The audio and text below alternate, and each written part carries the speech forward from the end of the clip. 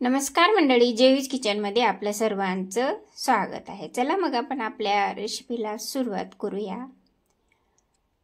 बघा, हे भांडं घेतलेलं आहे मी, त्याच्यामध्ये लसण टाकलं। आता हे हिरवी मिरची पण टाकून घेतली, त्याचबरोबर त्याच्यामध्ये मी आता मीठ टाकून घेतलं, जेणेकरून हे मिरची आणि लसण लवकर काढला जातो। आता हे काढून घ्यायचं, व्यवस्थितरित्या बारीक करून घ्यायचं, ओबडधोबड असं हे आपण काढून घ्यायचं। हे काढलेलं आहे, बाजूला काढून ठेवूया। बघा, हे हादग्याची फुलं घेतले मी, हादग्याची फुलं, हे हादग्याच्या फुलाच्या पाकळ्या आहेत। हे मी व्यवस्थितरित्या स्वच्छ करून घेतलेलं आहे, ह्याच्या पाकळ्या काढून घेतल्यात। तर हे पुंकेसर आहे, त्याच्यामध्ये ही कांडी असते आणि त्याच्यावर परागकण असतात। आपल्या मधमाशा हे परागकण घेऊन मध तयार करायला घेऊन जात असतात। हे कडवट असतं, त्यामुळं भाजीमध्ये न टाकलेलंच बरं राहील। बघा, अशा पद्धतीने हे स्वच्छ करून घेतलेलं आहे मी। आता त्याच्यामध्ये पाणी टाकून धुवून घेते। आता हे सगळं स्वच्छ पाण्यानं धुवून घ्यायचं, ह्याच्यातलं पाणी निसरून काढून घ्यायचं व्यवस्थितरित्या। सगळं पाणी व्यवस्थित निसरून काढून घेतलेलं आहे। आता मी गॅसवर कढई ठेवलेली आहे, कढईमध्ये मी तेल ओतून घेतलं।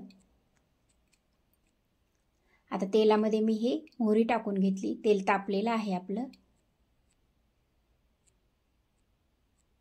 त्याचबरोबर हे मी जिरे पण टाकून घेतले थोडे, आणि आपण जे काही वाटण तयार करून घेतलं होतं लसण मिरचीचं, ते पण टाकून घेतलं। आता त्याला मिक्स करून घेऊया। आता हे व्यवस्थितरित्या फ्राय झालेलं आहे। आता त्यामध्ये मी हे खोबऱ्याचा किस टाकून घेतला। आता किस पण थोडासा फ्राय करून घ्यायचा। बघा, अशा पद्धतीने हे फ्राय झालेलं आहे। आणि त्याचबरोबर त्याच्यामध्ये मी कांदा टाकून घेतला। कांदा ट्रान्सफर होईपर्यंत, गोल्डन होईपर्यंत फ्राय करून घ्यायचा।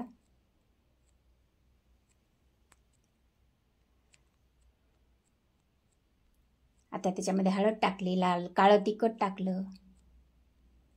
बघा, अशा पद्धतीनं। आणि आता त्याच्यामध्ये हे हादग्याची स्वच्छ केलेले फुलाच्या पाकळ्या टाकून घेतल्या। आता त्याला हलवून घ्यायचं। हादगा हा आयुर्वेदिक आपल्याला उपयोगी आहे, शरीरासाठी आयुर्वेदिक आहे। आणि ह्या हादग्याची फुलं आपल्या शरीरासाठी फार उपयोगी आहेत। वात, कफ, पित्त संतुलित ठेवण्यासाठी ही हादग्याची भाजी खायला फार उपयोगी आहे। तसंच लेडीजसाठी पण उपयोगी आहे, डोळ्यासाठी पण उपयोगी आहे। डोळ्यामध्ये वगैरे आपल्याला जर काही त्रास होत असेल तर हे आपण त्याच्या फुलाचा रस काढून आपण डोळ्यामध्ये पण टाकू शकतो। आता त्याच्यामध्ये मी कूट टाकलं, मीठ टाकलं, आणि आता हे सगळं हलवून घेऊया, व्यवस्थितरित्या फ्राय करून घेऊया। बघा, कलरसुद्धा किती छान आलेला आहे भाजीचा। ही आयुर्वेदिक भाजी आहे, रानभाजी आहे। ही आपण आवर्जून खावी, कारण ह्याच्यावर फवारणी वगैरे केलेली नसते। हे नैसर्गिकरित्या आलेल्या झाडाची हे फुलं असतात, त्यामुळं ह्याची भाजी आपण अवश्य करून खावी। आता ही भाजी आपली शिजलेली आहे पहा, आणि आता आपण हे ट्रान्सफर करून घेऊया। लाईक करा, शेअर करा, सबस्क्राईब करा, कॉमेंट करा। माझे व्हिडिओ शेअर करत चला, सबस्क्राईब करत चला। खात रहा, मजेत रहा, खुश रहा, आनंदी रहा। बघा, अशा पद्धतीने ही भाजी झालेली आहे। चला भेटू पुढच्या व्हिडिओमध्ये। धन्यवाद।